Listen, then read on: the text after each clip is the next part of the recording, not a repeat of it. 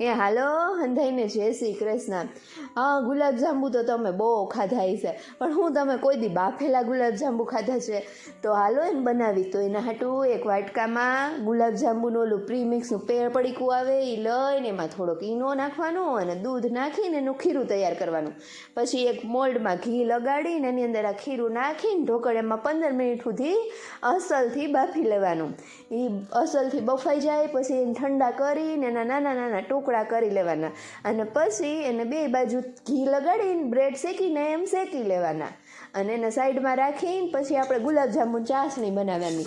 તો એના હાટું એક વાસણમાં ખાંડ, પાણી, થોડો એલચીનો ભૂકો અને થોડુંક કેસર નાખી ઘાટી નહીં પણ થોડીક ચીપચીપી થાય ને એવી ચાસણી તૈયાર કરવાની. ચાસણી તૈયાર કરીને ઓલા જે આપણે કટકા શેકાતા એની અંદર નાખીને 30 મિનિટ રહેવા દેવાનું અને 30 મિનિટ પછી આપણે જોઈને તો અહીંયા જો તમે કેવી મસ્તની જામુન બરફી તૈયાર થઈ ગઈ.